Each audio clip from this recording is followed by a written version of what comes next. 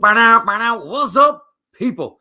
Yes, it's another episode of the Giants, guys, and you're asking me, what am I doing here with you on Monday? Well, tomorrow, I'm out of town, and it just felt like the right thing to do because, bang, it's a big win, and we need to talk about it. I couldn't even wait till tomorrow. Even if I wasn't out of town, I need to talk to you people right now, and there's a ton of things to talk about. Let's bring in the folks. Again, thank you for tuning in to another episode of the Giants, guys, brought to you by, of course, Astroflave. And I am telling you right now, I got a real nice note from the Astroflave people saying, like, thanks for all that you're doing with the podcast. So just remember, they support us. You guys support them. If you're going to the gym, you're a weekend warrior, you're crushing plates, you're doing stairs, CrossFit, I don't know. Maybe you're doing a Peloton. Maybe you're doing you're I don't know, jumping rope. I don't care what you're doing. Cleans, jerks. I don't care. Whatever you're doing, you need Astroflave in your life. Okay, astroflave.com. Check them out. It's from amino acids to collagen to gourmet whey. And by the way, and a little bit later in the show, I'll show you the new packaging that came out. It's pretty badass.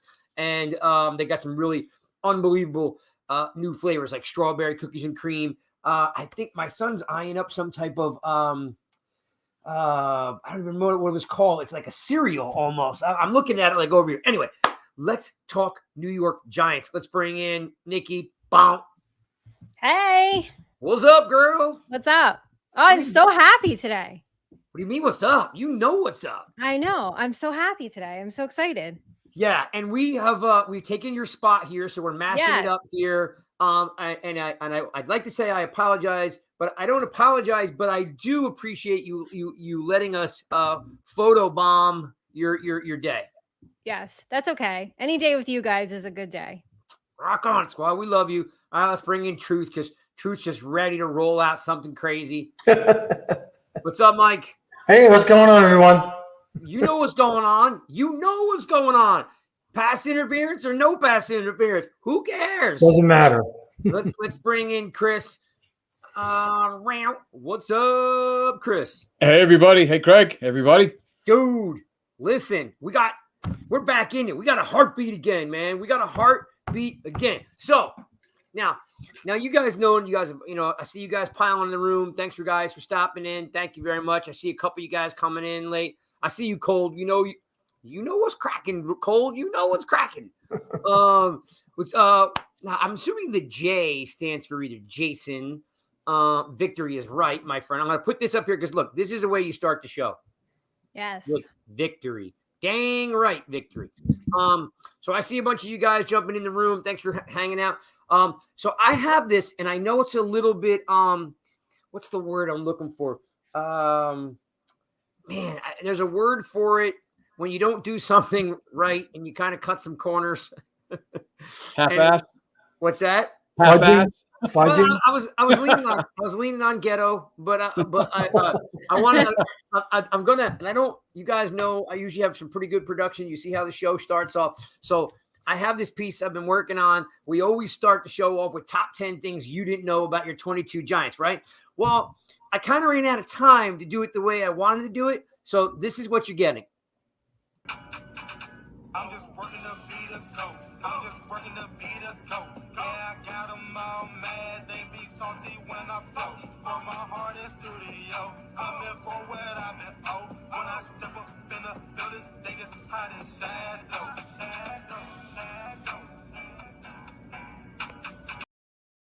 So that's a work in progress, right? I know the volume's really low and the camera was all shaking and stuff, but we always start the show off with the top 10 things you didn't know about your 22 New York Giants. Boom. I might even have a beer with you folks because I'm in such a good mood. All right. Number one, the Giants have had only one wide receiver to go over 100 yards this year, and that was, of course, Wan'Dale Robinson on 11-20. That's pretty unique, by the way, to only get one. And the game that he got the 100 yards in, he tore his knee and is out for the year. So it's interesting just when you think about, an 8-win, 9-win team, potentially a 10-win team. You got one receiver to go over 1,000 yards, and he's not on the team anymore. All right, number two. This is a little bit of a hybrid, okay? Mobile quarterbacks win games, okay? Mahomes, Allen, Hurts, Jackson, and Jones are top 8 rushing in the NFL, and every one of those guys has playoff implications. Playoff opportunities are around the corner, proving out that if you have a mobile quarterback, you win games. Okay, so I just reeled off Mahomes, 1, 2, 3, 4, 5. So 5, okay, 5 of the top 8 quarterbacks, rushing quarterbacks in the league are all, on the pinnacle of going to the playoffs, right? So there's some kind of correlation between the guys who scramble and win, unless you're Fields, because if you're Fields, you're the running back and the quarterback. He literally has every statistic under the sun for his team. Number 3, this is something you probably already know because I'm assuming you guys watched the game. But if you didn't know, and for some reason you're going to watch the game today, Kayvon Thibodeaux had 12 tackles, 9 solo tackles, 1 sack, 3 tackles for a loss, 1 QB hit, and 1 touchdown, right?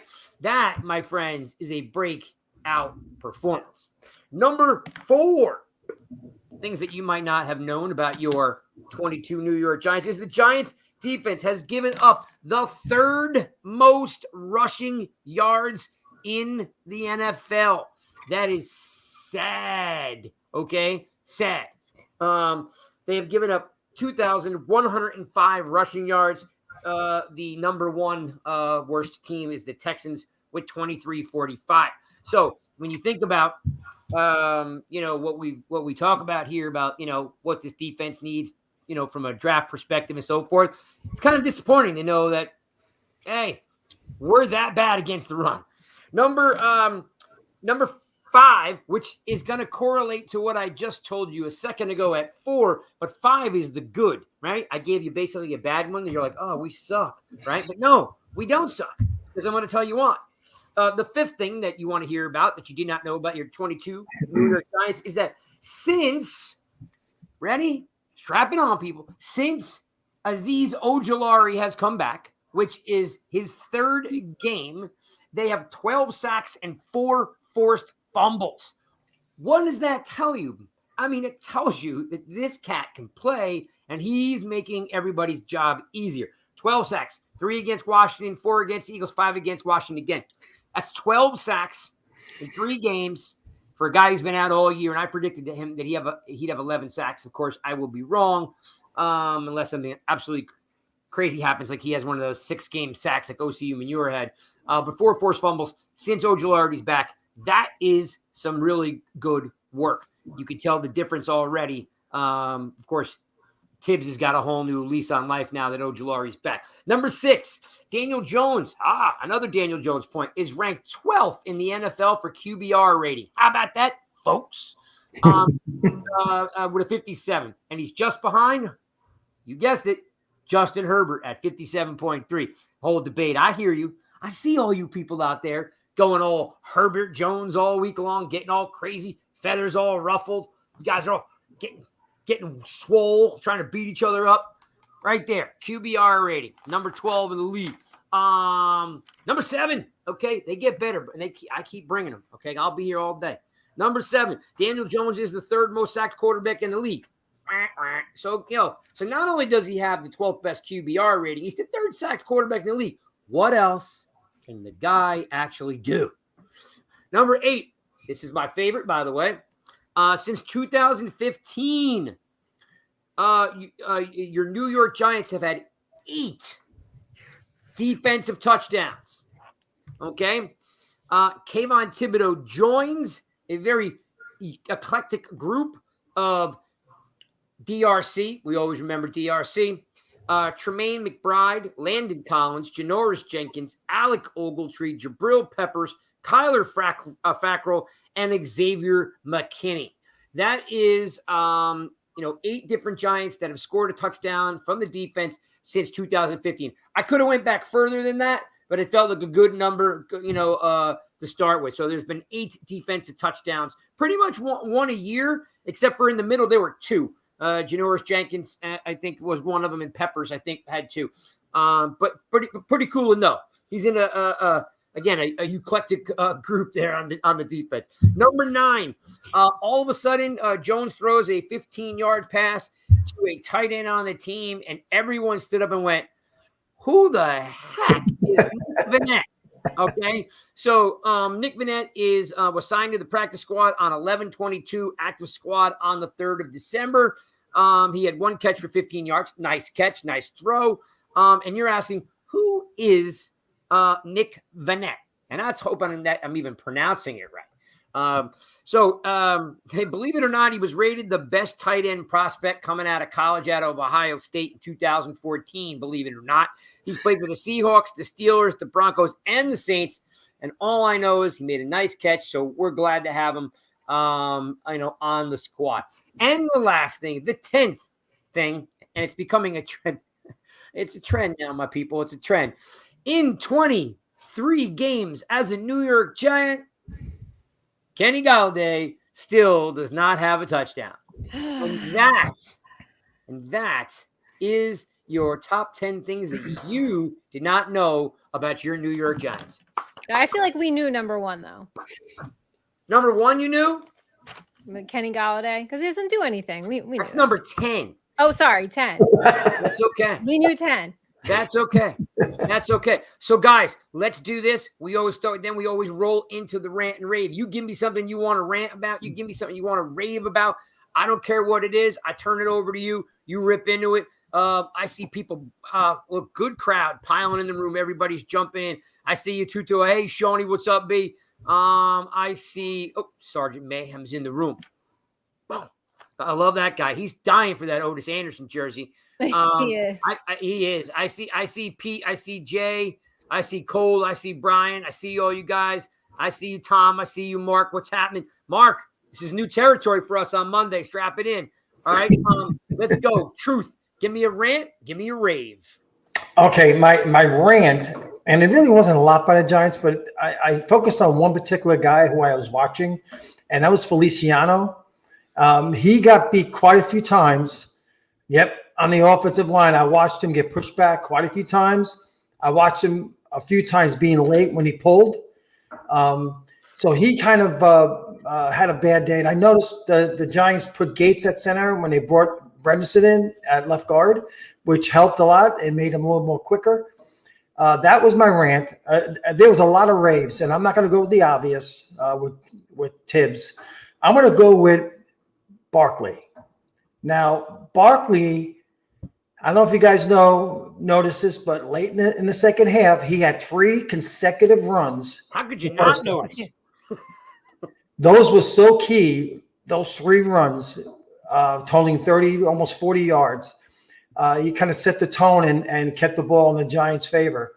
So that was my rave. He did a great job, ran harder. He looked healthier. So perhaps, limited play last week helped him out. Yeah, without a doubt. I was hard not to notice, like, he wanted the ball. And I wrote a piece this morning, in case you folks want to know. So as a plug for myself here. I wrote a piece this morning. I always write the Java with Jones piece. Yeah, I know. Someone's got to do it. I wrote a piece this morning, Java with Jones. I always kind of recap Jones. And I said in there, Michael Stewart, that they gave him the ball 6 out of 7 times straight. And he responded to the point where I know for a fact, well, that's a stretch. I'm pretty confident saying that he got in the huddle and goes, give me the ball. Give me the ball. Yeah. He was feeling it. So he led by example. He did. Yeah, exactly. Nikki, give it to me. Give me a rant. Give me a rave.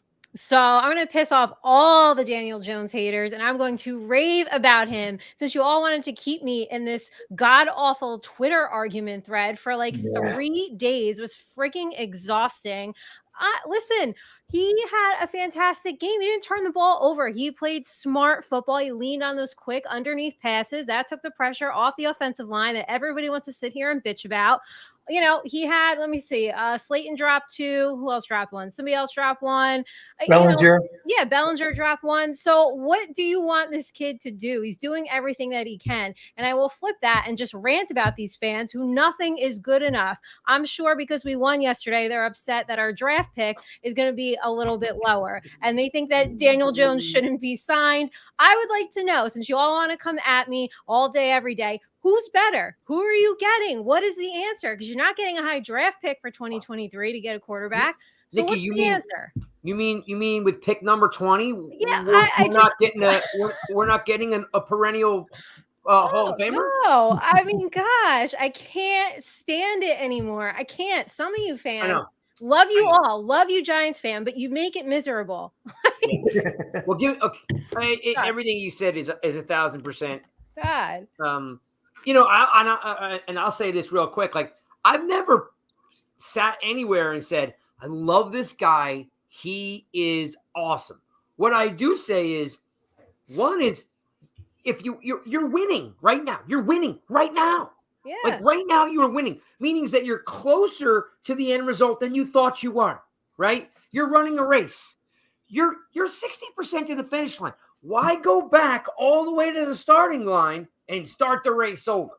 So where are you really going to find somebody that can do what he's doing? So you know what? Let's try putting some pieces in place and then, going forward, because you're only going to get so many years with these guys. So I'm happy the way he's playing.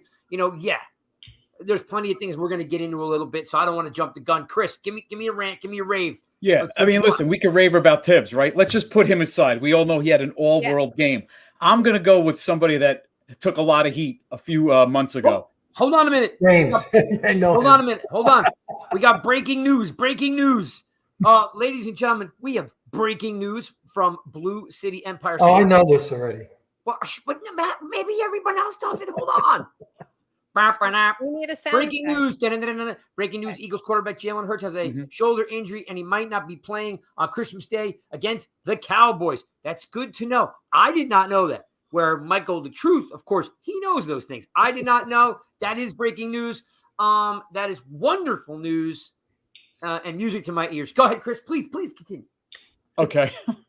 Yeah, so Richie James, right? I think, Mike, you mentioned it. Richie James, a nice punt return. I think everybody thought he was going to fair catch that ball. Yeah. Riverboat Ron punts, which is unlike Ron Rivera. And I think they netted 4 yards, right, when we got the ball. So big fourth down and 9 catch by James, right? We were at that 35-yard line, that iffy point of the field. Maybe they didn't trust Gilliam to knock it inside 10, and that's why Dable went for it. But, a great throw by Jones, but great catch to hold on to that at 4th and 9 by James. And, so I'm gonna give him a lot of credit yesterday. Not a big deal. Led the team receiving 42 yards, I think it was. But, good comeback game for James. He's been pretty steady. If he doesn't fumble the ball, he seems like he does catch quite a bit. So give him props yesterday. Love it. Wait, you didn't give me a rant. I'm going to give you a rant. Listen, you touched upon it before, Craig. The rush, those linebackers. I like when Collins came down in the box. We saw a little bit better play with Collins, but Jalen Smith, we saw numerous times, and I like the fact he flies around. But boy, you saw yesterday up close how he gets pushed around. And Micah McFadden plays hard, but I see the same thing with him. So we've talked about it a million times. We're going to have to address that in the offseason. But boy, those inside linebackers, they can't hit those gaps, and they just can't take on blocks. I'm going to ride your wave here a little bit, if you don't mind. I put a tweet out yesterday. I think you guys all saw it, and it just said, linebackers are important.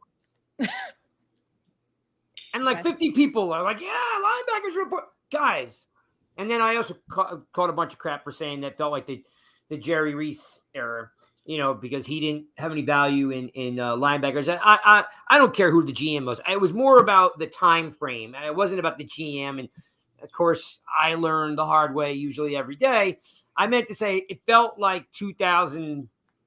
You know what I mean? Like with the type of linebackers we have, like the pass. Yeah, but Craig, even Reese brought in Kiwanuka and Antonio Pierce, right?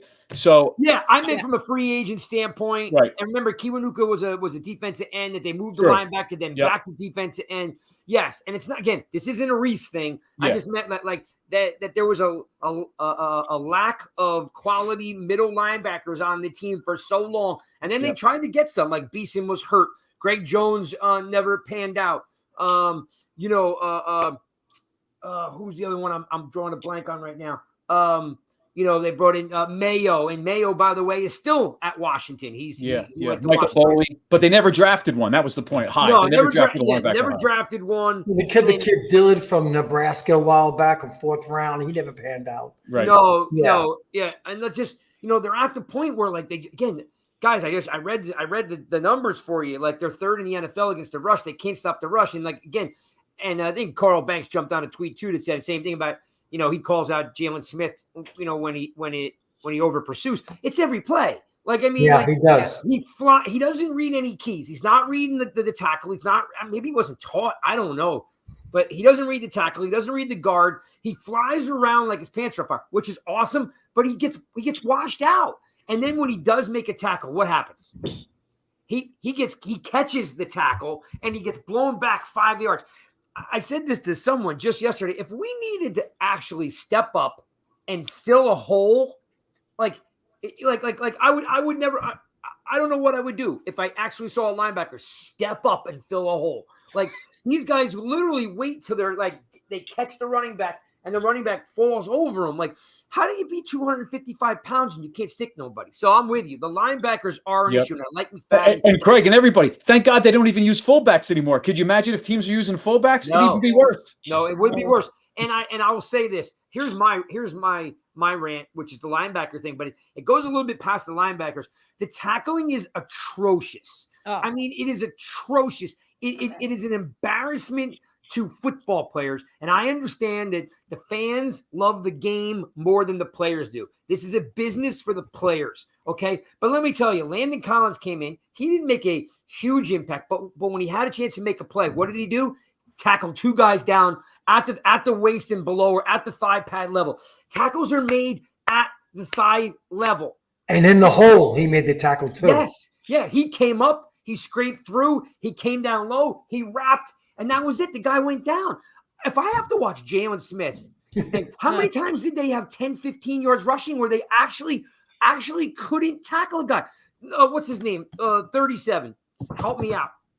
Oh, Moreau.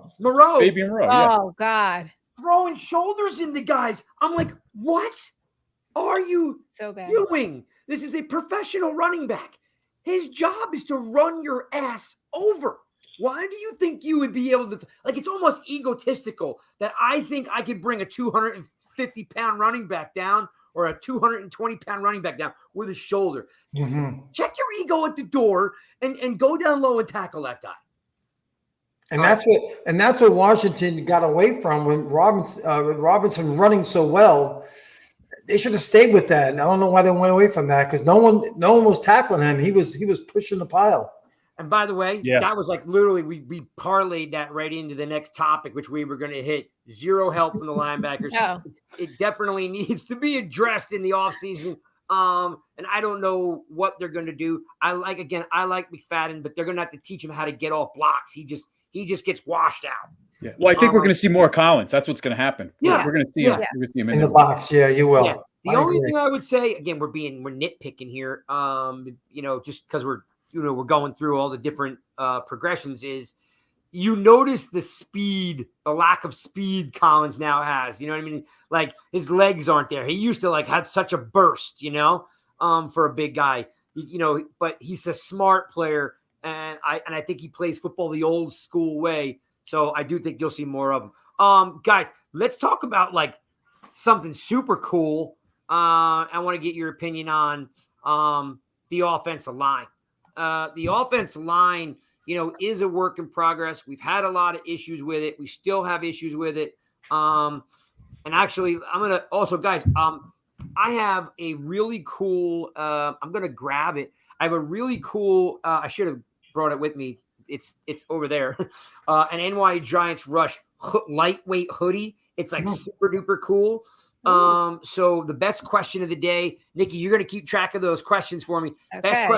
Best question of the day is going to win this hoodie. So if you guys got really good questions, thanks to Crypto, he extended us some cashole to reward you folks. So Jalen Smith's hair rivals Craig. No one rivals this, dude. No one. Yeah, but Craig knows how to make a tackle, though. Yeah, and guess what? I can shave my head and still make a better tackle than Jalen Smith. But I appreciate that, Jay. I totally Got do. that hair shake down. I'm working on it. They do ask me on Monday nights, but you hijacked me tonight, so Yeah. let's see the shake. Yeah. So by the way, it needs to be cut. Give it up for the offensive line. Yes, Brian, we are going to talk about O-line like right in a second. I'm just making sure I don't miss anybody's. That was the 3rd and 3 tackle by Collins. Yes, it was, Sean. That's exactly what I'm talking about. I don't know. You watch him play, he knows how to tackle. And you're not going to see, I'll tackle this guy. And you know what, Chris, do you remember, because you're a student of the game, I know you are, do you remember there was a article by James, no, it wasn't James Ferrier, Harrison, from the Steelers. Do you remember that Men's Health article came out with him in it, and he said there's an understanding or like an understatement in the league that these players realize that if I tackle low, you take a guy's knee out, he misses a year, so they tackle up high because if you get a concussion, you'll come back in 2 weeks. Do you remember that article? Yes, I do. I don't remember that specific article, but I remember they polled players, and they'd rather have concussions. They'd rather take shots to the head than they would on the knee because of the money. Yeah. Yeah. And I think some of that has, this is 10 years later. I'm pretty sure that quote, that article is 10 years old. Yeah. Right. But there is still a little bit of that where these guys are just tackling up top. And I just think it's embarrassing because, yes, I know it's a business and I know the fans love it more than you guys do. And yes, I know it's all about your brand. I get it. But watching them like not play football, and them like, I just don't get it. Ogletree, John Beeson. Yeah, that was the one I was looking for. I remember Beeson. Ogletree was the one that they brought in that we thought. And Ogletree wasn't terrible. He just, he was a little bit past his prime.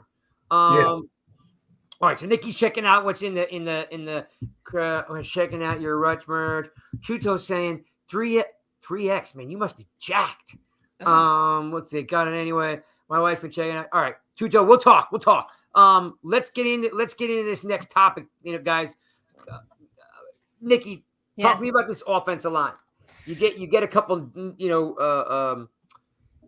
not new, but you get some healthy players, and all of a sudden, some things look different. What's your thought? Yeah, healthy players are good, right? Was able to keep Daniel Jones relatively clean for the night. Wasn't, he didn't turn the ball over or anything. Andrew Thomas, though, he allowed just one pressure on 34 pass blocking snaps by Evan Neal. It's just growing pains, everybody. It's growing pains. Like, we remember Andrew Thomas had a rough go of it too. He had a really rough go of it against Sweat. He allowed 5 total pressures and lost 3 additional reps. So I do think he's going to get there. I know he's getting a lot of hate. I know everybody's frustrated, but I just think that he still needs a little bit more time, maybe a little extra help sometimes, that would be great. But I think we're coming together a little bit. The line has looked better than it had the past 4 weeks. I agree with everything you just said because I was like, what is up with Neal? And then, I kind of thought back like, man, poor Thomas, he went through different types of coaches and the whole Colombo thing. Truth, what's your thought on the line recently and the Gates and the Bredesen additions? Well, look, we all know it's a work in progress, the offensive line, and Gates and Bredesen was a breath of fresh air. When they were in together, the Giants looked much better running the football and also protecting Daniel Jones. He looked more comfortable in the pocket. I'm not worried about Neal. Like Nikki says, the game right now is still fast for him, just like it was for Thomas. But once the game slows down, the Giants are going to be very happy with him, like they are with Thomas. Even Kowinski played better today. He played a better football game. Yeah. But the Giants will address the offensive line this offseason, via free agency or draft or both. They need to. Chris, do you like Gates at center or do you like Bredesen at center? No, I like Bredesen at left guard, and I'd rather move Gates to center. I think we saw the difference once Bredesen started playing yesterday, more reps at left guard. Feliciano came out for a while, and we saw Gates in there at center. I think that's where you have to move forward. Okay. We've seen too many times Feliciano get pushed back, not very good in pass protection. I think at this point, stick with Bredesen at left guard and keep Gates at center. So I'm putting this up here now because right now this is the best question we got, right? So do you think Bredesen stabilizes the offense? I do. I do think 100%. He stabilizes off the offense like Nikki, Chris, and Truth just said. Like, remember, Nick Gates didn't get hurt playing center. He got hurt playing guard. He had been playing center, and they just moved him over for one game, and he broke his leg. So for me, I thought Nick Gates was growing into a really nice center.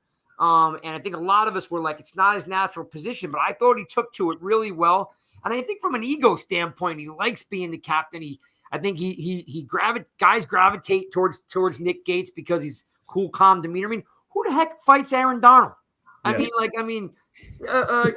Gates went toe-to-toe with Aaron Donald. That's the craziest, toughest guy in the league. Yeah, and I'll say one thing. You saw in that last drive, they're starting to double team Payne and Allen, right? They got a lot of those big chunk yards by Barkley because they were starting to double team. So smart move there to make that adjustment on that last drive before the 50-yard field goal by Gano. Yeah, so Brian, I totally think that a healthy Bredesen stables it because for whatever reason, it's clicking. And it's not Feliciano. I mean, the guy, I think Truth said it earlier, he was so late on his pull that he pushed his guy right into Barkley.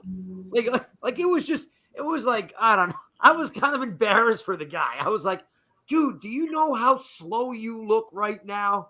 I don't know. I mean, I know he's a good locker room guy, and he came over to kind of strengthen the bond between the new coaching staff and the players. But I think you're right. Bredesen and Gates make a huge difference. Yeah. And Craig, keep in mind they went up against Payne and Allen. Those guys are like Pro Bowlers. Next week you're going against the Vikings, so it's going to be a little bit of a break for them up front. They should do even better next week. And Cox was last week, right? Yeah, right. So and again, I'm not sticking up for Glowinski, but as I mentioned, Truth, I think he not last week, the week before, in the middle of the week, they said he had like the flu or something against Washington the first game. I think he was still kind of sick playing against Cox, but he didn't do terrible against Cox. We know how good Cox is. So I think Glowinski will be fine when he gets guys that are settled in next to him. Remember, Glowinski's had two or three different right tackles, and he's had two different centers. So he's still playing with different guys. If we settle in on Gates and we settle in at Neal, it's going to come. Yep. But Brian, great question. You're leading the pack right now, but I'm going to let, Nikki's always, she always makes the final decision on that stuff. She's smart. She's smarter than the rest of us. So, Pete has a question at 8:32. Oh, where's Pete? Pete, where are you? Oh, Pete. Gotcha. Pete, 8:32. Let me see what it says here. Can I have a hoodie for my granddaughter and I'm grooming her? Do we have how old is she? So, yeah, how old is she, Pete? Like if she's tiny, I don't have any tiny ones. Like if she's like a 2, 3, 4-year-old, I don't think I have any tiny ones. You have to look in the store to see if there's any tiny ones. If not, the one that I'm going to give away is for an adult. It's like an extra large or a large. But if you look in the store, Pete, there are children's sizes. I just don't know about the hoodies. There's if you go check nygiantsrush.com and just hit the store and it'll pop up and give you everything that's there. And yes, Gates, I like Gates at center, Pete also too. Okay, guys, let's get into this. Something that we're kind of talking about now, which is the topic that everybody talks about every week. Truth, what's your kind of take on the Jones-Barkley scenario? Like each week it's a work in progress. You hate him, you love him, we hate him. I like one, I don't like the other. What's your feeling after this week? Because we're at the end here. I think they're both coming back. Okay. Now, whether one's going to get tagged, that's not my call. That would be Shane's call. But I think they're both coming back. And you're happy with what you see from both of them? Oh, absolutely. I mean, look, I've been a Jones fan from day one when he was getting bashed. And what else can this kid do? He's earned my respect. He's tough. He's performing with what he has. Fifth stringers, practice squad players. He's doing a great job, and he does not slide. I wish he would slide, but he doesn't. Yeah. He initiates contact. He really does. I hope he stops that because you want to have a career in the NFL, not a short one. And Barkley, if he stays healthy, he's going to help him the rest of the way. And I think he's coming back. He might get tagged, but he's coming back. He does have to sign that tag, though. Of course, that's if he wants to. Yep, you're right. Just throwing that out there so we don't. And Small little detail. yeah, Because you know what happens, Truth. Tomorrow, someone will be lighting me on fire on Twitter, like, you said this. Yeah. So, we got to. and keep in mind that there'll be some suitors for Jones. If the Giants, if he holds out or whatever it is, there'll be other teams might want him too as well. Which is a good segue, Nikki, since we're talking about Jones and Barkley. Mhm. So the conversation, let's put the production side away for the Giants side. When a quarterback in the NFL goes down, with an injury, you're either finding a bridge to your regular quarterback comes back, or maybe you realize the quarterback you had, even though he's injured, he wasn't the right guy. So we've got, Baker Mayfield that's, going to be looking for a job, and Darnold's looking for a job. Kyler Murray, who knows if he's going to come back healthy, with his Achilles injury. I'm sure he will, but, you don't know if that slows him down or that changes his game. Mills in Texas isn't the answer. There are teams out there that may need a quarterback. For all I know, the Jets may want a quarterback. Right? Like who knows? Like, there are teams that need quarterback. Do you find that Jones's stock goes up because all of a sudden now there's quarterbacks that are hurt and other quarterbacks, other teams are going to be looking at Jones? Yeah, I think so. I think his stock has to just go up. Listen, he could win a Super Bowl and people still wouldn't be happy. They'd find something wrong with him. But I think that he's proving that he can do a lot with a little bit. And some of these teams are really bad. Like, look at the Houston Texans. Like, I don't know. You put Daniel Jones on there and they're probably winning a couple more games. So, yeah, I think his stock is absolutely going up. I think Barkley, hadn't been great for the past 4 weeks, but, I also haven't loved the play calling in the first half for the past 4 weeks either. It's taking way too long to get Barkley going. And then he started running like a friggin' madman, which is all we wanted to see. So, I'm happy with them, despite what Twitter thinks. That is super accurate, because I was going to say that, Chris. And Craig, if I could jump in just on that question. Yeah. I'll tell you what, Ron Rivera sees him twice a year, and I wouldn't be surprised if Washington possibly would have their eyes on Jones if he's out there on the market. Really? Well, there was a rumor they wanted to draft him, right? Remember when that? Gruden was there, yeah. So Now that's interesting to me, because I got to tell you, I really like Heineke. I think the kid's got balls. He does. I think the kid is willing to throw the ball down the field. I think the kid, I just like Heineke. He reminds me of Kirk Cousins, like, to the T. I literally look at him and I'm like, it's Kirk Cousins. Everything about him is like, he's got this huge chip on his shoulder. I mean, Kirk Cousins didn't lose. Yeah, but I'll tell you what, when you look at our secondary, with those receivers they have and the weapons, they shouldn't have just put up 12 points yesterday. I mean, you put a good quarterback on that offense yesterday, things may be a little bit different. Interesting point. Let's talk about two different scenarios, Chris. One is the Giants have no wide receivers and a good offensive coordinator, where Washington doesn't have a great offensive coordinator, but great talent. So, which kind of leads me back to like what I said earlier about the top 10 things. The Giants have had like one receiver to go over 100 yards this year. They've only had 100-yard game from Kenny Golladay in 2021. 100-yard game from Tony in 2021.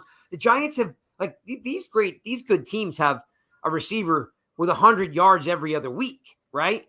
We have one a year, right? Like, so there is a talent issue, and you're right. Rivera. I mean, look at this receiving core. I mean, Isaiah Hodgins was a waiver, and I like him. I think he's going to be really good. I think he could be coming on the line. Great. Richie James probably wouldn't even play in another team. He'd just be the returner. Yes. I mean, geez, right? He's on the way out. Yeah, so we've said this that before. kid would make the team. We have questions. Yeah. Oh, hang on. Let's get some questions. Yeah, Ricky's right on top of it, man. Look Chris at and I that. went to camp. We watched Richie James drop 3 balls in camp, and we were like, this. Oh, I was there all summer. I was like, this kid's not making the team. No way. Makes the team. Okay, you want the first question? Go back to Shawnee B at 8:37. Shawnee, where are you? Oh, 37. Oh, right here. I put it up there. Why aren't they using more RPO? Well, that's a good question. There's a couple philosophies there, Shawnee. One is Barkley is healthy. Do you want to be really putting Jones out there when you got Sweat outside or you got a good linebacker core? Like, do you want to put Jones in that, in that chance of getting hurt? Yeah, because look, Jones will pull the ball down. In fact, like yesterday. Shameless plug once again. Again, I'm good at it, but Java with Jones, I wrote it this morning, NY Giants Rush. Check that out. And I literally tell you that one of the best plays that Jones made was pulling the ball down and rushing 7 yards, to get that first down, which led to the field goal. I mean, that 7 yards he made was a difference between Gano making it and not making it. Because if you look at it, they had 2 bonked. That was he ran on second down, got the first down, and then they threw that pass that almost got tipped, knocked down, and then they threw that ball to Slayton, which lost 2 yards, and they kicked it. That first down, for all you Jones haters, the same thing. That first down was vital of making the kick and not. That's 7 yards. Yeah. What was the kick? 50? Yeah. 50. So you're talking about without that play, that's a 57-yard kick. And Gano's longest kick in his history is 58 yards. Okay. Like that play made it. So Shawnee, it is a good question. My first thought is that, Jones is not going to slide. He's going to take some linebackers on like he did in Dallas when he hurt his neck, last year. Do we want to put him out there? The other thing is again, you need good line play to run RPO, right? Because your quarterback's reading what's happening, whether he sticks it in and he pulls it out. They may not be confident with the switching of the players. It's a good question. I don't really know if I'm prepared to answer you, but that's my first thought is, are we putting Jones in that position to get hurt because he will pull the ball down? And 2, maybe it might just be like, hey, let's let Bredesen and Gates get their feet wet before we task them with RPO, because RPO is not just run blocking. It's not just pass blocking. Like there's a lot more that goes into it. So, yeah, and Craig, and don't forget, whether he's going to be the runner or handing it off, he's putting himself. He can take that hit. That defender can go right after him either way and just take him out legally. Great question. Yeah, great answer. Thanks, Chris. You're right. What else you got, Nikki? So Pete at 8:37 and Pete at 8:40. No, look at Pete. We will have a new special team. Well, let me tell you something. I took heat for this. This guy must have pictures on Mr. Narrow. Yes. Because guy, I know, everybody respects him. Everybody likes him. He's a swell guy. Well, his team cannot cover a kick at all under any circumstances. No one on the team wants to make a tackle, which, by the way, is sad because Carter Coughlin's going to get his ass booted from this team. If he should be making. Just listen, guys. Mark Herzlich, inside linebacker, average. Special teams, he made every freaking tackle on the kickoff team he could. He hit everybody. He made every tackle. That should be Carter Coughlin. But we don't have anybody to cover a kick. When you need to make a cover a kick, they get 40 yards. Yes, you know what? That's going to be tough to beat because that one was in my crawl. Chris, how come we can't cover a kick? Chris. Did he freeze up? Bueller? I think he froze. No, I think he froze up. Chris is frozen up. Chris, can you hear us? Chris. Blink if you need help. Yeah, exactly. Oh. All right. Truth. Talk to me about the special teams. It's bad. Well, look. I haven't been a fan of that coach, but I don't think they're going to get rid of him. He's been there a long time. I don't think I could be wrong. I don't think they will. And sometimes the players don't execute. They got to stay in your lanes. Here he comes. There he is. Sorry, I don't know what happened again. Yeah, we were waiting like 3 minutes for you to answer. We asked you a question. I'm sorry. Was there a question? Yeah. No, it's fine. You're too late sorry. now. Go ahead, dude. Finish up. No. I just think, a lot of it too, the players need to execute. You could get blue in the face and give these guys assignments. If you don't stay in your lanes on kickoffs and be disciplined, it makes the coach look bad. So yeah, and Cam Brown's gone invisible, right? Cam Brown was like our he best. made a good play yesterday. I will say that. I saw him yesterday. He did make one hit where he twisted that guy backwards and fumbled the ball. ball. Oh my God, I thought they broke him. Yeah, the returner. Boy, they broke him in half on that play. Let me find out what Dan is talking about here. Dan's spitting stats at me here. Dan, 176 yards per game over the last 3. What are we referring to, Dan? Dan's an angry guy. I hope that's not special teams surrendering. 6 touchdowns per game over the last 3. Dan's angry. He's got nothing left to do. He's angry. Sign me up. What are we talking about, Dan? What are we? I think that's when we were talking about Daniel Jones. So maybe that's what it's in reference to. Right. Yeah, of course it is about Daniel Jones. So look, the game plan yesterday was not designed by Daniel Jones. If you watch the game and actually know the game, he put 2 lasers on Slayton to start the game off. He dropped one. The second one got tipped. Right away, Kafka backed off throwing the ball. He came right out, lasered 2 balls at Slayton for would have been 11 to 12-yard pickups. He dropped one. The second one was debatable whether it was tipped or not. And then Kafka backed right off on it, and everything else became horizontal. Everything went out vertical, horizontal to the flats. There was no downfield passing anymore. And then when you look at the replays from behind Jones, there ain't nobody open. There's nobody open. Yes, all quarterbacks miss a guy. It happens, right? But right. You could see Jones scanning for somebody. That was a game plan decision that they went with because everything changed. It was a boring game plan. They won the game, but it was a boring game plan with no vertical passing.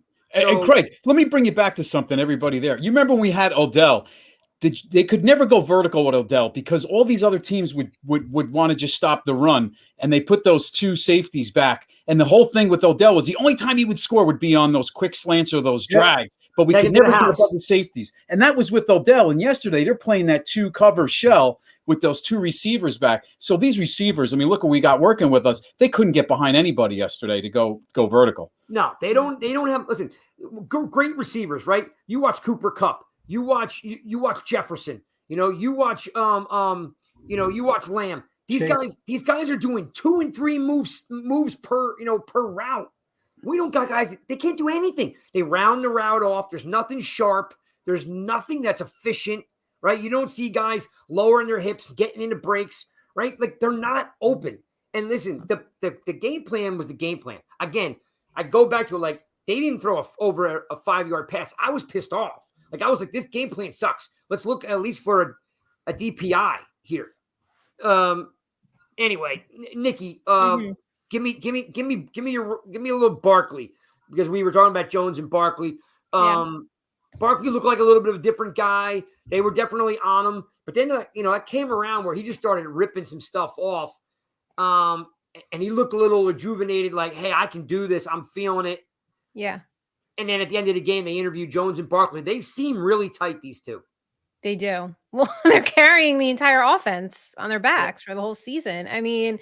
I think you can point to every single game that they've won and say that the both of them were just we're doing this, we're carrying the team. And they did. And yeah, obviously, we know Thibodeaux had an amazing game yesterday, but look at the course of the season. But it was so nice to see Barkley just right there at the end kind of get back to what we knew he could do. I think it's just taking too long to get him going. So I would like to see for the rest of the season, hopefully they get him going a little bit faster.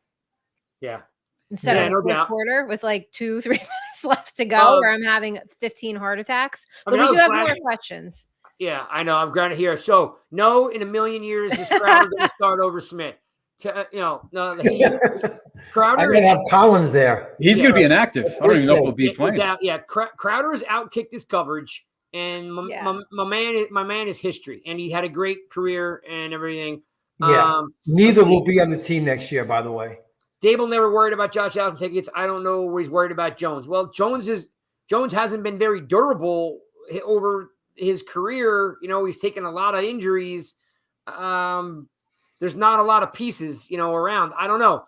Jones, that's just my evaluation, Pete. I don't know if that's true. I just don't know if they're willing to get him hurt. But again, what do I know? This one interests me. Yes, Pete. Are you surprised that Bellinger's not a bigger part of the offense? 100%. I mean, he's back, and I don't know why they don't put 5-6 balls on him a game. I don't know why in fact, they rolled out 4 times yesterday to the weak side, to the left side. Yeah. I don't even know why they were rolling out left. Then Bellinger does drop one, and then, Bellinger needs to get back in the swing of things. He's wearing a visor. I don't know if he's got glare on it, but he did drop one yesterday. Jones threw one a little bit behind him over here. I don't even think he saw it because it hit him in the shoulder. So, yes, that's a good question. I am surprised that Bellinger's not a bigger part of the offense. Truth, what I was going to ask you was, what do we see going forward? Because you're not going to be able to win 20-12. Like you're not going to be able to win these games, against. You just saw Minnesota do some crazy stuff. Cousins threw 4 TDs. Like I don't know. I don't know if we have the ability to get in a shootout with teams, but what do we see moving forward, Truth, with the offense? Because the offense is very, very, very, very vanilla. Well, I was hoping that Kaplan would open up the playbook a little bit more, go more vertical, stretch it out. But you need to have your offensive line get the protection. I think what we're going to have is what we've been seeing the last 12, 13 games. You're going to have a lot of play action with Jones. You're going to have a lot of movement with Jones rolling out. Barkley, that's the Giants. That's how they are. You're not going to see a team scoring 30 points in a blink of an eye like we see with Kansas City. They don't have the personnel, especially on the wide receivers. They can't stretch the field. They don't have fast enough guys for separation. Jones made some throws yesterday. Nobody can question his arm strength because he threw like rockets with a guy in his face. With it, yeah, that one throw, he was flat-footed, and he threw a P to James on 3rd and 9, right in a little tiny window. That was very impressive. So he has an extremely strong arm. Hopefully down the road when they get more talent, they will expand the offensive scheme, but not this year. I think, what can they do? Hey, Pete, I'm not going to agree or disagree on QBs are safer on runs than they are in the pocket. In the pocket, he's got 5 guys blocking for him, and when he's on the run, he's got nobody blocking for him. That's true. Yeah, and on the run is good, but you do cut down half of the field too. So that's the other thing to think about, right? When you're on the run, you're cutting down half of that field. Yeah. So again, Jones and Barkley basically are the offense because there's really nothing else to lean on. If your quarterback gets hurt and Tyrod's got to come in, everybody just might as well pack it up and go home.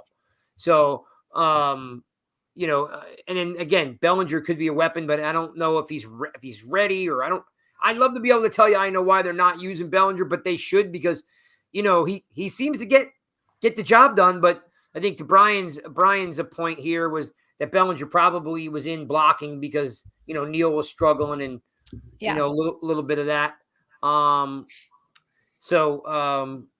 Let me pop this one up. Sean wants to know, what do you guys make of Tibbs about Jones at a postgame show? Well, Sean, it was awesome.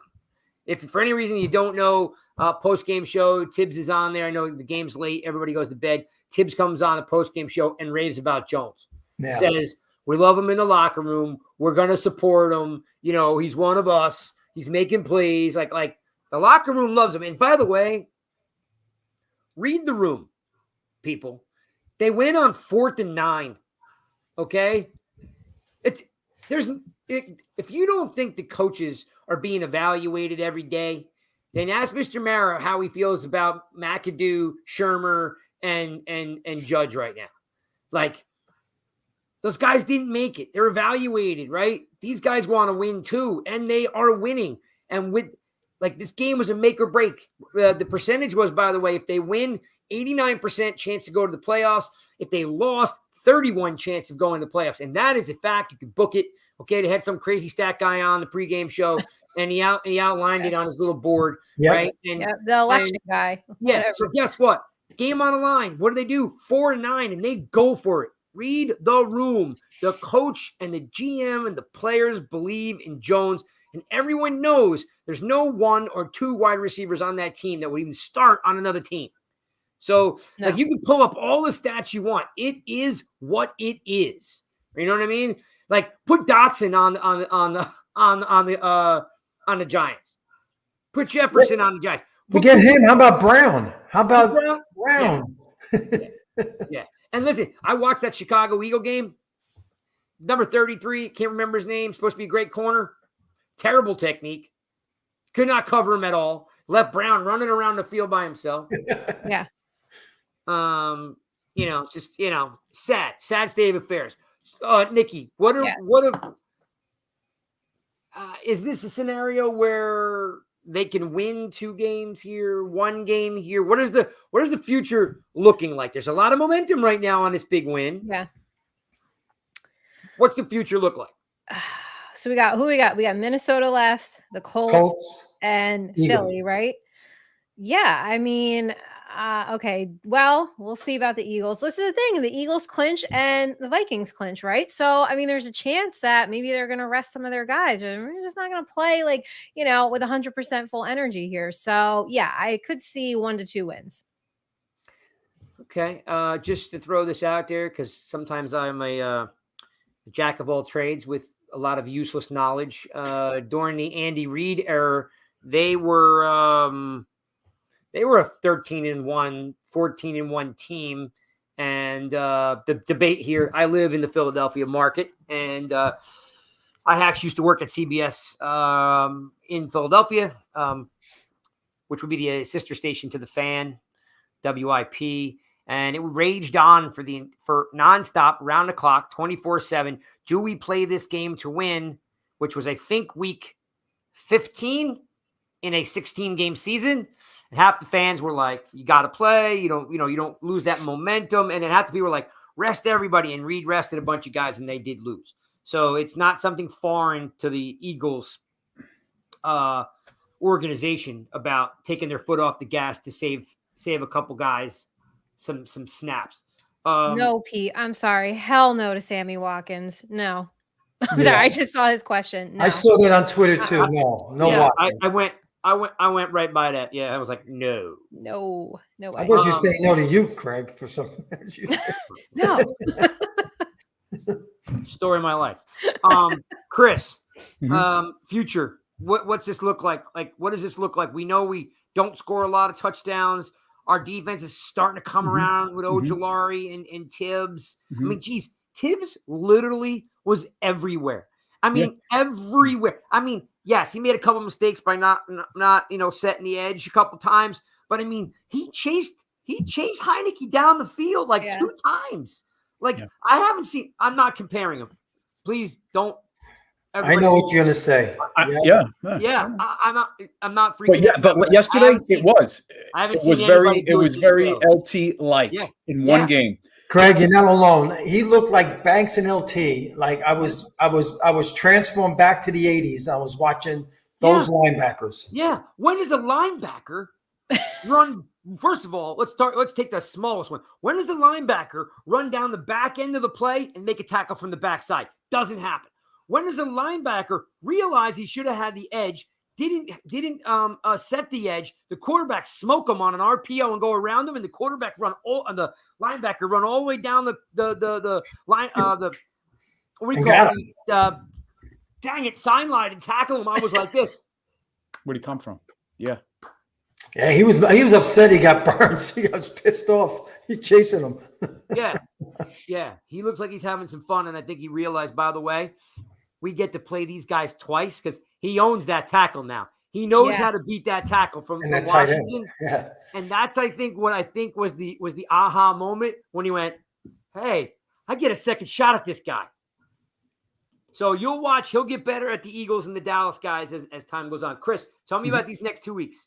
Yeah, so next week, if there's a day where the Giants can put up some points, it's next week because that Vikings defense isn't very good. So I think it's a matter of controlling the ball in that game, controlling the clock, and not saying they're going to win, but I don't think the Vikings are as good as their record. The Colts should have never lost that game. But circle the Colts game, right? That's a game that will probably lock up a playoff spot. That January 1st game, New Year's Day, that's a game must win to lock it up. Chris, should I sell my tickets? Do I really want to go on January? We'll talk off air. We'll see if we're both going. Right. Because I got to tell you. We got to get Truth up here. I know. You got to go too. We got to get the whole crew. Everybody that comes to the show, that watches us. Get them to that game. You, I love all you Giants fans. Well, most of you Giants fans.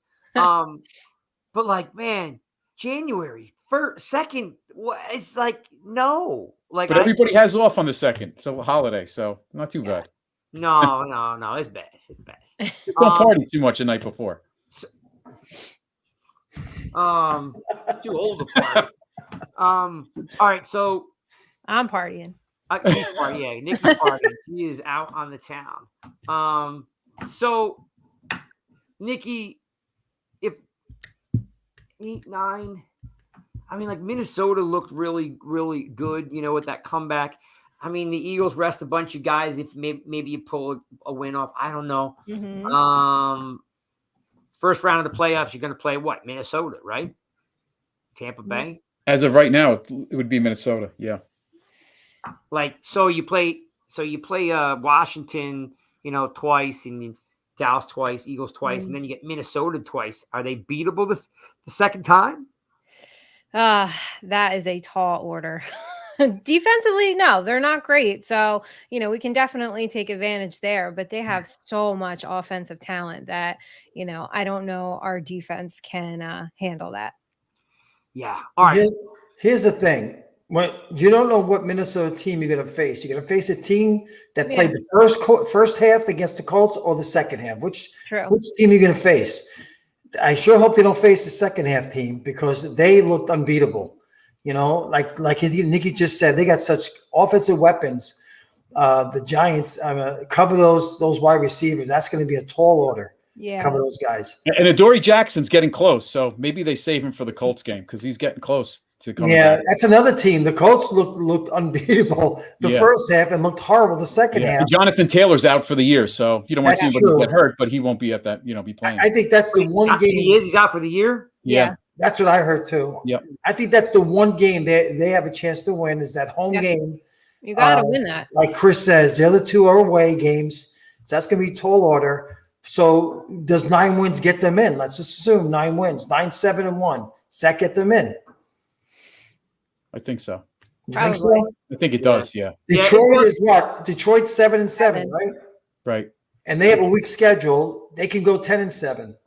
They might need 10 wins. And even Washington. Detroit can win the division, can't they? No, Minnesota's in the division, aren't they? Minnesota locked up. Yeah. Sorry, my bad. I was thinking about Green Bay. And Washington 7, 6, and 1. Who is ahead? They still have to play Philly, or they got to play Dallas still. Who do they have to play still? We'll have to look it up. Somebody tell me who Washington. Somebody in the chat, tell me who Washington. They have to go to San Francisco next weekend. They got to go to San Francisco Saturday. San Francisco. Saturday. That's it. They got to play San Francisco. Yeah, Christmas Eve. That's a tough game. Make the trip too. So that's a tough. Right. So they finished with 9 wins. Of course, the Giants finished with 9 wins. Giants get the tiebreaker. Right. And Seattle, I don't know what Seattle's at. That's the other team they keep talking about. They're terrible though. What's their record right now, Chris? You know this. What's their record? They are 7 and 7. 7 and no, it's 15, right? Or yeah, 7 and 7. Yeah, 7 and 7. So I don't know who they play. Don't they play Kansas City one game? They do. They have Kansas City on the schedule as well. They have Kansas City on Saturday. Well, let's assume that's a loss. So that's 9 wins for them if they take the other 2. So they have Kansas City and then the Jets and then the Rams. That's all right. Pete's got Detroit. Well, they finished 9 and 8. The Giants are in if Giants get their 9th win because Giants would be 9, 7, and 1. Detroit's a problem with the tiebreaker there. That Detroit. I think it's going to be the Giants in Detroit and the other wild cards. Man, and they ran all over us. Yep. They're playing good football. Boy, I tell you, Campbell's doing a great job with them. just so you guys know, for you young cats out there that don't know, Dan Campbell used to play for the Dallas Cowboys and the New York Giants. Great blocker. Yeah, great blocker. Yep. Great tight end, batshit crazy. And that's why the players love him. Let's do a couple things real quick. Let's do some housekeeping stuff. One is I have a kick-ass, and I mean kick-ass interview that is on the table that will either be next Tuesday or the Tuesday after. So just make sure you put it in your book that we're going back to Tuesday. Look, this was one that's been in the making for a while. I'm excited about it. So I think you guys will be too. So we got that coming up. So stay tuned there. One, you guys are asking a lot about merch because you want to buy some stuff. I do not think you can buy something right now and still get it shipped to you by Christmas because it's only 5 days away. You know what I mean? So that might be a problem. But nygiantsrush.com, that's where all the interviews are, all the articles are. You'll find a bunch of smiling, pretty people there that write for us. They're all there. There's a store button there. Click on it. You can check out nygiantsrush.com store. Give you everything that we got. New logos, old logos, they're all in there. So the one that's behind Chris's head there on the wall, that one is in there. So you can buy pretty much from t-shirts. Yeah, I wish I had one of those. Me too. What do you mean? I sent you guys one. Stop it. I never got one. I didn't get one. Truth, you never got your shirt? You said it fit. I got my shirt, but that's not a shirt Chris has there. That's a big shirt. That's a shirt. Banner. You mean a banner in the back. Yeah, that's what we banner. Oh, yeah. Well, I didn't get my. All right, my that's other. my friend Bob. My friend Bob from, I don't know if I'm allowed to say it or not, but my friend Bob who makes those things. He made that for me right over there. Right there. So Nice. Bob, I'll talk to Bob about getting those made, and then you guys can hang them up. Of course, make sure you follow these guys. Monday nights are normally rush hour at 7:00. So check out Nikki. She does fantasy. She does betting. She does around the league. She does all that great stuff. We might even be holding a contest where I haven't told Nikki yet, so don't tell her. Yeah, we might hold a contest for a producer because we're looking for a producer for the rush hour show. So we might be holding some auditions. Yes. Oh, okay, you have to audition with me. Yeah, for a producer. So if you'd like to be a producer on the Rush Hour show, which is normally Monday at 7:00, send me a DM and be like, "What's up? That's my job. I want it." Then we'll put your feet to the fire and see what you're made of. So we are looking for that. Two, if I sell my tickets, they're really expensive. So don't ask. I feel bad telling you that I want $1,000 for my seats. Just so you don't want to ask me if I can get like I don't usually sell my tickets. But Chris is going to make me go anyway, so it doesn't matter. You're going. Okay. So thanks for one. Astroflave, check it out. I'm going to grab this thing for a show you real fast. Guys, I need you to I'll start with you, Chris. Tell me about because this is what everybody's talking about. Tell me about the PI call. What do you think about the PI call? What do you think about the refs? The refs took a lot of heat in a couple of the games yesterday about how bad the officiating is. What's your take on the PI call with Darnay Holmes? By the way, the PI non-call. Yeah, the PI non-call. By the way, Darnay Holmes has done nothing but get penalties all year long anyway. So, Chris, answer that question. I am coming right back. Yeah, no. Listen, how many have we lost, right? The last time we played Washington, they tried to rip the ball out of Richie James's hand when he had when they were going for the field goal. That could have been a delay of game, give us yards, plus Slayton, right, off the sideline. So they owed us one, right? Yeah. They look like the officials let them play yesterday. Probably should have been a penalty, but it all balances out. We've lost enough of them, so we'll take it. Right. Don't complain about the officiating. You win and you lose. That's it. We've lost enough of them, haven't we? So that's right. We'll gladly take that one. Craig, before you do that, can I just do a shout out for the fans for our draft? Of course you can. Okay, for me and Spartan Mike, we're going to be having our draft podcast coming out in February, early February starting. And of course, we're going to have these fine people here as our guests, certain positions. It's going to be fun. Spartan Mike and I are trying to get a new twist on it. We're working on something different. Twisting. What are you twisting? Well, we're going to have a little more film in there so we can, Film? Yes. I'll leave that to Spartan Mike. I'm a dinosaur with that stuff, so I'll let him work on that. But it's going to be fun. We're going to have a lot of guests other than the Rush crew. By the way, if you people don't know, and I'm not making this up, is that guy over there or down there or over there, depending on where he is on your screen. That guy is doing college football, breaking down college football throughout the season. He's ready to talk draft, right around like August 1st. Okay? And the draft was in April. And then like he gets into the season. So if you guys don't believe me, just ask Mike. Follow the truth, okay? On Twitter. And just start asking him questions because he knows about the third string inside linebacker from TCU. He actually knows about the fifth ranked tight end from Gulf Coast. You know what I mean? He knows this stuff. I don't know how. I don't know why, but I'm glad that he writes and he hangs out with us because when it comes to the draft, you can listen to all them talking heads, but this guy actually watches the film. He breaks his stuff down. He watches games during the year. So definitely check that show out. We usually roll it out a couple times a year. Of course, when we do the draft, we do nonstop 3 straight days. We don't even get off the air. We're on the air for like 5 hours. And you find people are actually getting invites. So Nikki, Chris, Zane, Truth, and Spartan will get to invite their own 20 favorite followers to the draft show. I know it's a plug for something in a couple months. That was fun last year. We did that. That was fun.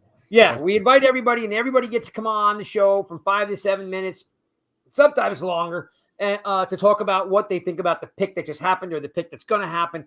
Tons of fun. So usually I do the first day with 2 guys, and then I hand it off to a couple of these guys on the second day. It's a lot of fun. So stay tuned to that. Says Mike, thanks for bringing that up. Mike and Mike, our version of Mike and Mike, which is really called The Truth and Spartan, or Spartan and the Truth.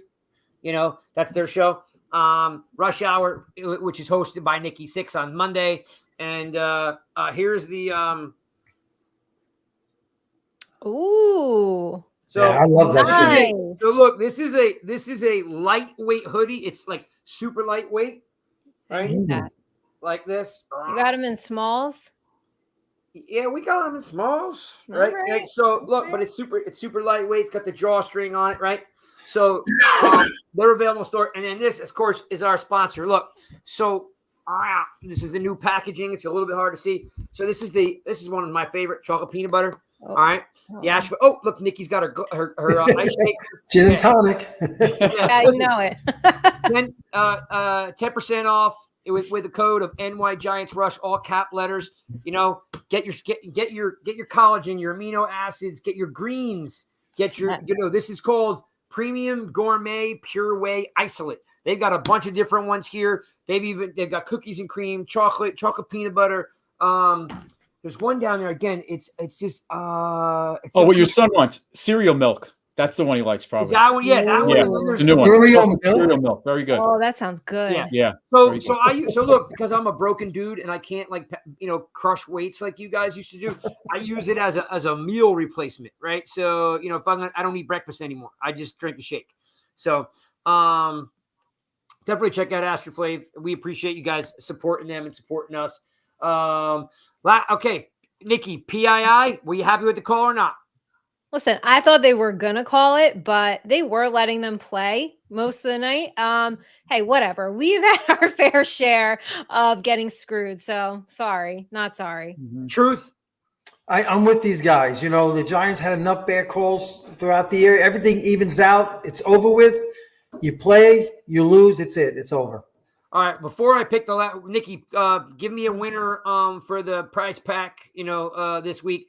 And I'll leave you with this. The one where they called the guy not on the line of scrimmage, right? McLaren, right? So interesting enough, I've heard a bunch of people break this down. So I was a slot receiver in college. Before I went back to defense, I played a year and a half a slot, and I just got my ass kicked so many times I moved back to defense, right? Because I back then you were called a flanker, though, right? Yes, they were called flankers when I played. Okay, they weren't called slot receiver. I was trying to be youthful there for a moment. So I'll tell you this. When you're on the line, you need to be on the line, right? And you point out to the ref. The ref has to acknowledge, right, that you are on or you're off. You're good, they'll say. They'll nod their head. They're good. You watch that ref. He is not acknowledging that he's on the line. His hand is He's on getting ready. the flag. His hand is on the flag, and he looks at him, and I'm guessing he's taking for granted that he is not moving up because the ref is not responding to him, basically telling him without telling him, you need to move up, right? So if you watch it, he's literally holding it, and what do you call this? Looking at him, receiver's looking at him, and he's like, am I good? But he must not be verbalizing. He must just be shaking his head at him because he's saying, if you don't move up, I'm throwing this. Because he's not there to tell him. Now, some refs will nod, you're good, right? I don't know about the NFL level, right? But that specific ref wasn't going to acknowledge verbally that he was on or he was off. If he was on, he would have shook his head on him, right? If he wasn't going to say you're good, he would have went like that. And he didn't. He stood right there with it. Literally, right hand was on the flag, waiting for him to move up, and he didn't, and he got it. Is it? Yeah, and Craig, that crew last night had 2 first-year officials. So very similar to like a police officer that's just, busting chops when he pulls somebody over. Maybe that official was his first year and not going to give anybody any breaks. I don't know. It's possible. I mean, there is a little bit of ticky-tack to that. I was always under the assumption that wide receivers, when they asked the ref would say, you're good. Again, I only played, and I was never on the outside. If I was on the outside, I was going in motion. I was never on the outside, right? But like sometimes we would take the outside guy and pull him off, and the slot flanker, okay, would move up, right? And I would look down the line, good, and you're good. I don't know what they do at the pro level. But if you watch the play, he does not talk to him. He does not verbally give him a cue that he is on. So the receiver's defense, he didn't tell him that he wasn't on, right? Yeah. So there's a lot of stuff with the officiating this whole year. I think they brought on too many new refs, and you're seeing it throughout the league with some really crappy calls. They were tough. Even last night, real quick, you saw Logan Thomas in motion, and then he was heading towards the scrimmage, and they called him on the flag because he was heading to. So I actually thought that was a great That was a good call, but you don't see that too much. When you start going downhill, you're getting a full head of steam to block, to block that end, and you should not be able to get a, I don't know, what's it, 3-yard, 2.5-yard running start. Like you're supposed to be going in motion. I actually really liked that call. Yeah. Yeah, no, that was pretty obvious, but you don't see it too much. And I think the game clock was running down, and he kind of had to take a little angle. Possibly. I don't know. It happens a lot. We're seeing a lot of it. What do you got for me, Nikki? There's a ton of people in here with some great questions. Anything jump out at you? Yeah, but I feel like the special teams question was the best one because we hadn't gotten that in a while. And it kind of set everybody off. That guy somehow keeps getting a job on every coaching staff. Yes. It wasn't like what do you think about Daniel Jones? Like it's just I'm on Daniel Jones exhaustion overload. So I think the special teams question was good. And if anybody is here with us and you're not watching Monday Night Football and you think it's Tuesday, it is not. Green Bay is leading 10-3. Okay. Giving you an update on the game. So whose question was it? Pete. It was Pete's question.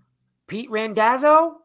Yes. It was two Pete's, yeah. Pete Randazzo, you're winning the gear. We did have 2 Pete's. I love giving shout outs to all you guys.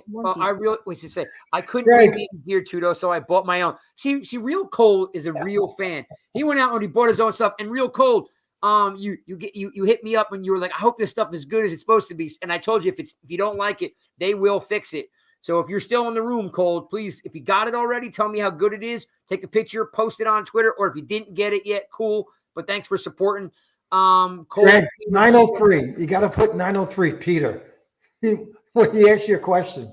Where? 903? 903. 903. Coming, Pete. I'm coming, Pete. He has so many questions. Yeah, he did. So Craig, will you shave the head if the Giants win a Super Bowl in the next 2 years? Oh, yeah. There's no chance. No, you can't. That's the money maker. No way. No. Ready? No. Money shot. Yeah. No. I think Chris and I would, but not. Yeah. No. Hey, look, I'll tell you why, Pete. I'll tell you why. It's the only redeeming quality I have left. Okay, like nothing else works. Nothing else is worth anything. I'm broken. washed up, all that stuff. The only redeeming quality is somehow I've got some kick-ass hair. So no, I'm not shaving it. I'm going to, if the Giants win a Super Bowl, you might have a better chance of asking Chris or Truth to shave their head. Zane may shave his head. He's got really super short hair. I'm not shaving my head. If the Giants win a Super Bowl in the next 2 years, you're gonna have to come up with something better for me to do. I'll do some stuff. I might take that bet. I might do it. I'm crazy enough. All right. See, Truth. Oh, Okay. all right. Truth put it right out there. Okay. He's like, I got nothing to lose. I got nothing there to lose. Gonna celebrate. All right, but so Pete's winning the gear. Yes. Pete, DM me your address. And for anyone else that's watching the show that hasn't received your stuff yet, I usually send out everything together at one time. So I got a whole bunch of stuff laying around here I need to send out. So don't freak out. What about our latest question, though? I think everybody another wants to one. know. Yeah, 922. Everybody wants to know the answer to this question. Oh, come on. See, you know what? I'm not. I have no idea. It's got nothing to do with the shampoo. What shampoo? These people are insane. They're insane. I have no idea honestly, whatever is in the shower gets used. I don't have the shampoo does not make the hair. The man makes the hair. Okay. Good shampoo helps. I don't see you as a Kurt kind of guy. That's for damn sure. All right. See, look, it's getting out of control now. It's law. We're off the rails. It's totally, we're in the weeds. So, thanks for watching another episode of the Giants, guys. So cool to hang out with you guys. Look, it's a win. Take it. Enjoy it. Be happy. That's right. Roll with it. Like, keep all the negativity for the offseason, and we can battle about quarterbacks and running backs and cornerbacks and linebackers. So you just keep it in check. You don't have to be happy with the production, but wins are wins a win, and it feels so much better than it did the last 10 years. I don't know what else you guys want. Some of you, I think, just like to be miserable. That's what I think. I just think you're not like you're not happy unless you're like complaining and sad. Like no one here, none of the four of us right here want to average 18 points a game and squeak out. No. And nobody wants 170 yards passing. None of us want any of it. We're only saying that the team is winning more than they're losing. So we like to continue to go forward until you can't go forward anymore. And I'll leave you with this. Josh Allen, okay. Buffalo went to the playoffs with Tyrod. They got rid of Tyrod, and they brought it. They drafted Josh Allen. They went from I think 10 wins to 6 wins. I get it. That can happen with the Giants. It is very possible that they get rid of Jones and they draft a guy. Remember, Josh Allen threw for 55 touchdowns and 5,000 yards in 2 years. Okay. So while nobody knew who he was, getting into college, they knew who he was in college. He threw for 55 touchdowns. Okay. And 5,000 yards. None of these cats that you like are throwing for 55 touchdowns and 5,000 yards. There's no Josh Allens in the draft right now. No, they're just not. They're good quarterbacks. They're great athletes. They're not this kid slinging the rock around the place. They're just not there. You get one here and there. You get one Lamar. You get one, one Herbert. You get one Allen once in a while. Maybe sometimes you're lucky if you get two. But it's not there right now. At least not that I can see. There's great athletes, but I've already told you, these elite quarterbacks are really hard to find. Okay, lightning in a bottle. Thanks for tuning in, watching another episode of Giants, guys. It'll be up on Amazon Music and Spotify and Apple Pods tomorrow. It'll be up there because you know who down there is always saying, get it up, get it on there. I got to listen to it. Chris is like my conscience. He lets me know. Thanks for tuning in. Rush Hour will be back Rush Hour next week, the 26th. Are you doing a show on the 26th, Nikki? Are you doing it day after Christmas? Maybe. We'll let you know. We'll let you know. We'll let you know. And big time interview coming up for all you Super Bowl winning fans. Pretty cool. I will give you the hint. It's a defensive player and major contributor, morning contributor, star, on our last Super Bowl team. Ooh. And I'm really excited to have this individual because no one's had him. I will be the first. Ooh. Peace. Who is this? We love you, people. We're out. Bye.